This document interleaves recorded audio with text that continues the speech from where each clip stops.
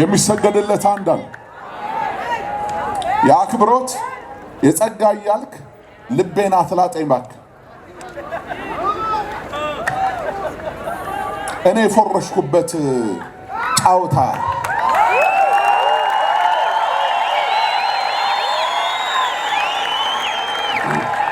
እኔ ነጥብ የጣልኩበት ጫውታ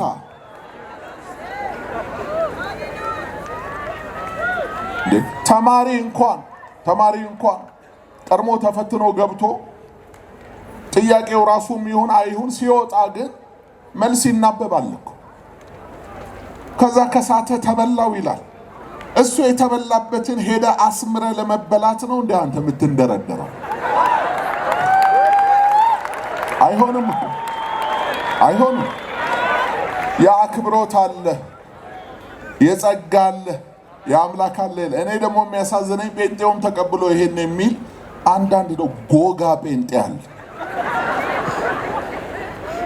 በእርግጥ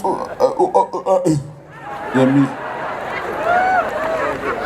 እንዴት እንደሚያስጠላም ሻሜታ እንደጠጣ ሰው አፉ ላይ እንዳለበት ሰው ነው የምትመስል። በኢየሱስ ላይ ለመደባለቅ፣ በኢየሱስ ላይ ሌላ ነገር ርካሽ ተወዳጅነት ለማትረፍ ኢየሱስን አስጠቁረ በሰፌድና በወንፊት ከጎረቤት ጋር ለመግባባት የምታደርገው ተራ ጫወታ ጊዜ አልፎበታል። ጊዜ ያለፈበት ነገር ነው። እግዚአብሔር አምላክ ቢሆን እሱን ተከተሉ። በዓል አምላክ ቢሆን ደግሞ እሱን ተከተሉ። የመለየት ዘመን ነው። ይለያል ዘንድሮ ብለሃል።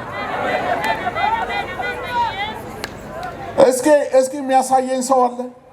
የአክብሮት ስግደት እንዴት እንደሆነ፣ ከዛ የጸጋስ እንዴት እንደሆነ፣ የአምልኮስ እንዴት እንደሆነ በአፍ ትደረድረዋለህ። ድርጊቱስ እስኪ አንድ አይነት ነው።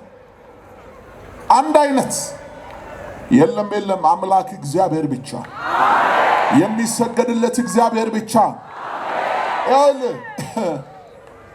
አብርሃም ለመላእክት ሰግዷል፣ ሎጥ ለመላእክት ሰግዷል፣ ኢያሱም እንዲህ አድርጓል፣ ሙሴም እንዲህ አድርጓል እያልክ የብሉይ ኪዳን ዘመን ገና ልጅነት ሳይመለስልህ በክርስቶስ ኢየሱስ በአብ ቀኝ ሳትቀመጥ የነበረበትን ዘመን ታሪክ እያነሳ አሁንም የእግዚአብሔር ልጆች ለፍጡራን እንዲንበረከኩ ለማድረግ የምትሞክረው ሙከራ ማቆም ነው ያለብህ። ዮሐንስ እኮ ለመላኩ ሊሰግድ ፈለገ። መላኩ ተጠንቀቅ ነው ያለው። እንዳትሰግድ ተጠንቀቅ ነው እንዴ። በሐዲስ ኪዳን ለመጀመሪያ ጊዜ የማስጠንቀቂያ ድምፅ የሰማኸው በዚህ ብቻ ነው።